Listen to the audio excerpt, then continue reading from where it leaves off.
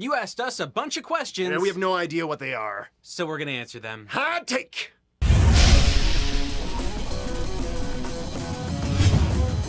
We asked you, folks, to send in as many questions as you could, and you did. And we are going to be answering them as we go along.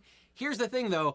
Adam and I don't know what the questions are, so our staff in the back is going to be yelling the questions out to us. This is a very laid-back hot take. We're going to have people yelling from off-screen. Love yelling. Yeah. Oh, hey, Jay's here. You guys remember Jay? You can't see him, but you can hear him. Yeah, he's behind. He's behind a thing. So, are we just going to jump right into it? I think we are. Okay, let's go. These are community. These were posted to our community section on YouTube, right? So I'm imagining if we're going to do this again, that's where you should go to ask some questions. Yeah, any video that we have, ask questions and everything, and that's where they be. Yeah. So let's start with the first one. Yeah, you can put the questions in the comments of each video. Thank you, Okay, Robin. here we go. Hi, First I'm question. Robin, by the way.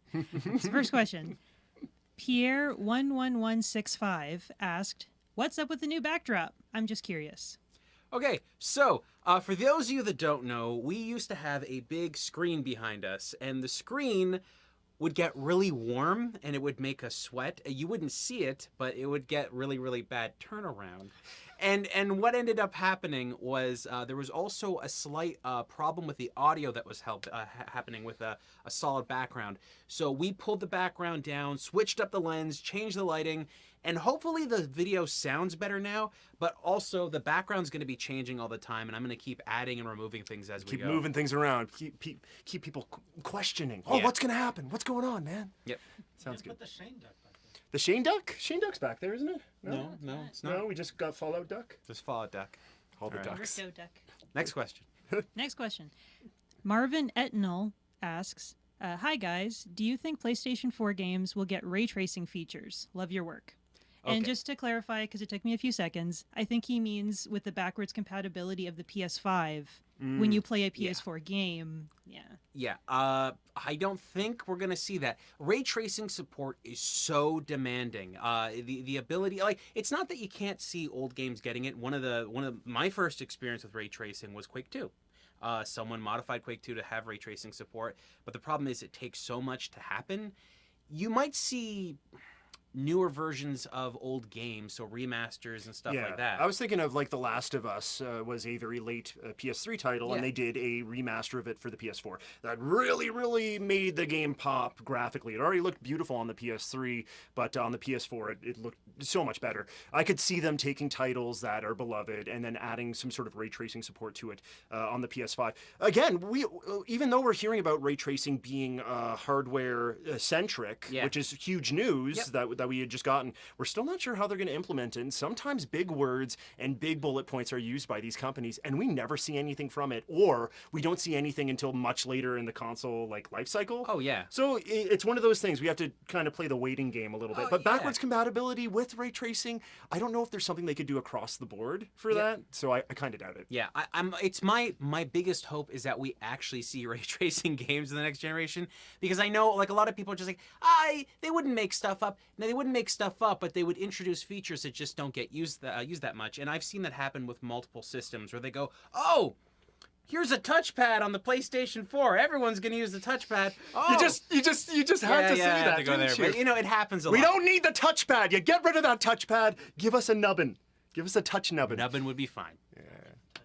You like the touchpad? touchpad? Jay likes the touchpad. That's the hottest take of all. You want your map, you slam the controller, bam, you got your map. You do get your map. Man. I'll just give you a big button. Just remove touch big from that button. thing. That's so dumb. All right. Yeah. All right, next question. The next question is from Sam Gomez. Do you think Red Dead Redemption 2's realism, like giving a slow animation every time you loot a body, makes the gameplay less fun? Yeah, it makes the... I am so... Okay. I basically went through all of Red Dead Redemption 2. I could not stand the amount of time it burnt from me. There are points in that game where you are doing literally nothing. I was making soup on a campfire, and I'm doing this. I'm like, what am I doing? couldn't have this just been like a combination button thing in like in a menu where I just did it like 100 times? Why do I have to sit there and keep doing it again and again? The amount of time that Rockstar thought was appropriate to burn the players with was insulting, I think. I really didn't like that. There's a lot to like about Red Dead Redemption 2. The graphics are beautiful. The music's amazing. The voiceover work. A lot of the performances and the acting is really good as well, too. But when it came to that, like those gameplay mechanics where it just wasted your time, it was bad. And it's not the only games that do that. You actually don't like open world games because of that aspect where they waste your time, right? Oh yeah, it's all the sort of little mini things spread out around a map. For me, if I'm missing something, oh, there's a little feather symbol over here. I got to get all the little feathers or something. That always drives me crazy. I didn't play Red Dead Redemption 2, but I did enjoy the sort of kaleidoscope, the churning kaleidoscope that was your appreciation of the game. At first, you're like, it looks so gorgeous. Oh my gosh, this is so cinematic. And then as those things were unraveling, you were just like, oh, I'm losing the love for this title as I play on. And it's so, it's kind of rare that a Rockstar game has that sort of that turn with you. Oh yeah, I've noticed. I dabble with Rockstar games, but I didn't play Red Dead Redemption 2. So yeah, you are the thermometer in this case. I'm a massive Rockstar fan. Yeah. I'm a huge fan of their productions and everything. And The medium of gaming is still, we're still learning things, right? It's still a very young medium, and I think we're getting to the point now where we can do so much in games that we will have to dial it back a little bit to be like, look, there are some things that really work here, and there are some things that don't. Just like any other medium, like a book can work a certain way, and maybe something new can happen with writing that does something incredible. Same thing with film as well. But you gotta take into consideration the how the audience is gonna absorb that. I believe in the method that once you've achieved that one goal once, for instance, once you've made soup the one time, once you've done this one thing the one time, then the menu should open up to allow you to keep doing it again and again and charge you time in game where it just goes really quick. Breath of the Wild could have done the same thing. Yeah, they could have. And that's the kind of stuff I dislike. There's no reason to do that. It wastes your time as a player and prevents you from actually enjoying the fun aspects of the game. And believe me, lots of fun to be had in the game. Cooking soup wasn't one of them. Next question. You like soup. Do we like soup? That's my question. Okay, while Robin prepares this next question, what's your favorite type of soup? My favorite kind of soup Yeah. is a soup ramen that I make at home with a whole bunch of random veggies that I throw I in. used to get a Lipton soup that had little alligator noodles. Oh, you mean like things you get from the store? Yeah, little baby soup. Okay, It pleb. was so good. Next. I'm a pleb. Okay, next question. You ready? Yeah. Okay. The next question is from Dalton Van Hook. Thoughts on the TurboGrafx-16 Mini? I want to love it. I'm so excited, but at the same time, I'm nervous because I've gone through a couple of mini systems that either are really good or really bad. And, you know, Really bad? yeah. I don't know which really bad ones you're referring to. So okay. They're Okay. Yeah. I like, apolo- you I can't apo- we I have a apologize. series called Worst Ever where we look at these. Okay, look, there are. Those don't count. The TurboGrafx-16 is a system that I don't think that many people fondly remember. The people that like it really enjoyed it. For me, it was this really weird system that my cousins owned that took credit cards to play, and I didn't know much about it at the time. But then as I got older, I really appreciated what it was, and I went back and played the games. There are a lot of games on there that are worth playing, and I think that a mini version of that system coming out, I don't know how successful it's going to be, but I hope a lot of people pick it up just to see what was on there. No one's going to pick it up. You think? No one's going to pick up this system, and I think it's. I pre-ordered it. I think it's very appealing to So people. one person's going to Yes. pick it up. at least. Okay. I'm sorry. One person's going to pick it up. A few people will pick it up. The people that watch us will likely pick this thing up. It's for a market, very niche retro market. Yes, the NES and SNES and the Genesis classic mini consoles did sell very well, but that's because they were huge consoles back in the day, and people have rose tinted glasses about it. A lot of people have the same story as you. That it was some like one person that was like separated from you was the person that had the console. Same thing with me. It was like my aunt, who wasn't really my aunt, like a friend of the family. Her son picked it up because it was like a few years after they stopped making them, and he found it for dirt cheap. And I remember like going up to his room, and I was like, "What is it?" Because it was so small. Right? Yeah. Even though it's bigger than like the but it's at the bigger than time, the at the PC time, Engine yeah. or whatever. But yeah, in the credit cards, and he was playing Keith Courage on that, which was a pack-in, and like, it blew my mind. I was like, I don't know what this thing is. For years, I didn't know what the heck a TurboGrafx was. I didn't know what a PC Engine was, or a Core Graphics, or anything like that. And it wasn't until I started doing a lot, or paying attention to YouTube in like the 2009, 2010, where I was like, that's what that was? And then finally, like, I started playing some of the games, and I went onto the Virtual Console, like the Wii Virtual Console, and picking up a bunch of the games. There's so many wonderful games that are going to be in this, including Splatterhouse, which they announced a little bit later after the primary announcement. There's Lords of Thunder, which we played recently, Yes, and it's one of the best side-scrolling shooters with a fantasy twist. Airzonk is going to be on there. And there's actually the TurboGrafx CD games. There actually going to be some on here, right? I mean, Sega should have done that with the Sega CD. So they're doing the right things here. I think they're making something really fun and really enjoyable. But just like making a mini classic version of the Bally Astrocade, how many people here actually know what that is? Do you know what that is? I don't know what that is. Yeah, see? You'd make that. There's not that many people out there that actually love that kind of stuff. So I'm hoping that with the TurboGrafx, it creates this appreciation for what that is, and people get really excited about it. But I think you're right. I think a lot of people are going to avoid it. The problem is, right now, I'm a little worried because Konami doesn't seem to be doing... Like, they're doing some cool things, like they're licensing out old games and stuff to be remade in collections and things. But I'm a little bit worried that maybe the Konami that's not doing great things is get their mitts on this, and then we'll wind up with a cheap product that doesn't really deliver. Oh, you like these video games? Well, put your actual credit card in to earn more. That would be a Konami thing. Yeah. Next question. Oh, it's perfect. Okay, the next question is from Kira Jones. Do you think we'll eventually get Nintendo 64 games for Nintendo Switch Online? If we do, which titles would you like to see come over first? Oh, well, we're already getting Nintendo 64 games on the Switch. Yeah. Do you know what I'm talking about? Yeah. What am I talking about? Doom! Yeah. We're getting Doom 64 on the Switch. That doesn't count. That doesn't count. That doesn't count? It's, okay, I'm excited for the idea that N64 games could come to the Switch. Because we saw the SNES, that makes me feel like it's going to happen. The SNES Classic Support games makes me feel like we are going to that point where the N64 is going to be just like that. Some games that get downloaded. I don't believe an N64 Classic system is viable for Nintendo anymore because it's been so long since the last Classic system. And I think a lot of people out there would want to buy it, but I think Nintendo needs to focus on getting more people to pick up the Switch right now. They're entering into the next generation with the PlayStation 5 and the Xbox 2, Scarlet, whatever they want to call the system no one's going to buy. So it's really important that Switch really gets a lot more players there. And I think getting anyone that really loves the N64 to go, hey, if you, and I think this is important too, not just the online storefront. I really hope that they sell up like just a cartridge that has the game. Cartridges. Yeah, that would be cool. So like a cartridge that has the collection on it. Yeah, I'm talking about the core. Look, I know how many people out there love the N64, but can we all come to a realization here?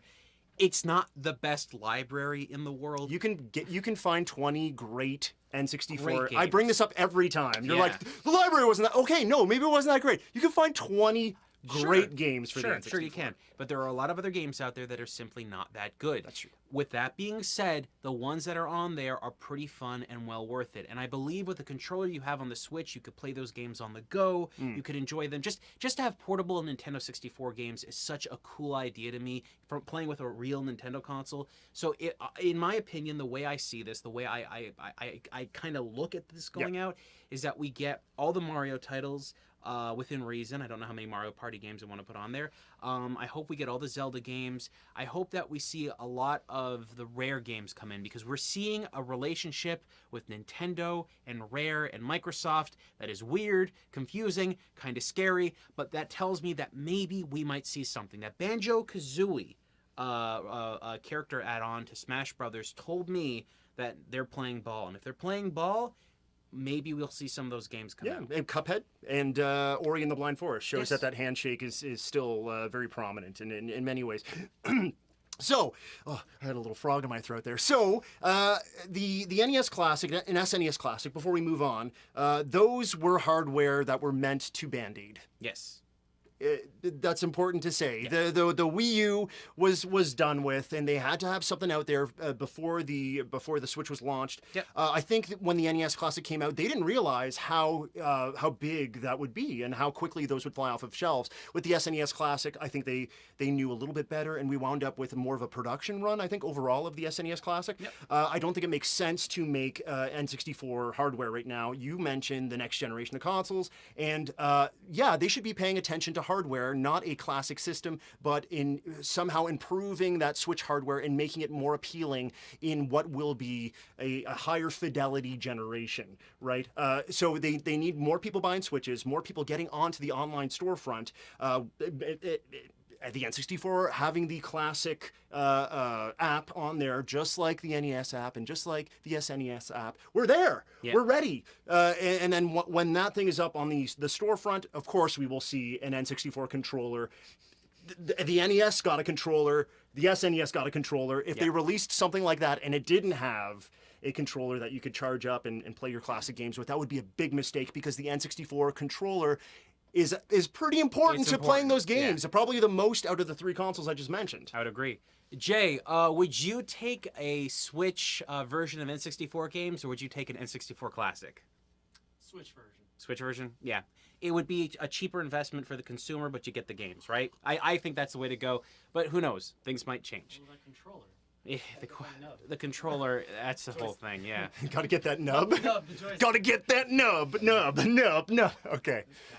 Yeah. All right. Next question. Brandon Sanchez asks, what do you think of the upcoming Evercade console? I'm kind of excited about it. Is this the Yak Games? No. Evercade is a for those of you that don't know. Oh, this is okay. Yeah. Yes, I remember. Evercade is a new portable system, and Cartridge-based. It's cartridge-based. Yep. They're working with a bunch of different companies to get like libraries of classic games on a cartridge. Yep. Pico Interactive is working with them. Virgin as well. Yeah. You got a collection of those games. A lot of Pico stuff. Yeah. I'm excited about this, but what matters the most to me is that the controls are good, the visuals look good, the screen is okay, and the battery lasts a while. You can do all that stuff on there, then you've got yourself a pretty cool portable system. Problem is, many of the games I'm seeing on there can be purchased on the Switch or on other portable systems, so I'm hoping that there's something more unique about it, or something like that. Yeah. But I do like what they're doing. I love the idea of physical media, that we can collect these games and keep them going for a while, but we're not seeing any real original titles come out from that company, so if that happens, that'd be great, but I think it's cool to concentrate on the sort of classic games there. Sure. That's what I said. Virgin. I think maybe it was Interplay. I can't remember. Maybe it was Interplay. Yeah. There are other My companies. bad. Yeah. But there's a bunch of companies. It's not just one or two. Right. I'm excited about this. I hope it keeps going in the future. But we'll see what happens. Maybe if this Evercade portable system is popular enough, they'll take those same cartridges and make a home console version if they really wanted to. Do you think we're being flooded with too many of these things, man? So retro many systems? Yeah. Just a bit. That's one of the things that has me worried about it. I hope it's a really great feeling piece of hardware. It looks interesting. Until we get it, we won't know how the D-pad and the buttons are going to feel and how the emulation is on the console. But yeah, we're getting to the point where it's like we have so many different people trying to jump into the retro console market with their own hardware, and then we have groups like the Analog Group. Yep. That's always really exciting, but then it's like a whole sort of range of really fantastic and some stuff that is, well, let's just call it At Games products that are just not We're great. hoping At Games comes out great with their new Legend system. I'm hoping for the best. Is the Legend system okay? What is their arcade system? It's literally a stand-up. Do you remember what it's system. called? That's not Legends Arcade. Okay, Legends Arcade. Yeah, Thank whatever you it very is. much. I couldn't think of the name. Yeah, I'm wondering what it's going to be like when that comes out. But what we're seeing with Evercade, I think, is really cool. I trust that company. Sounds like they know what they're doing, so I'm excited to get my hands on that system when it's out.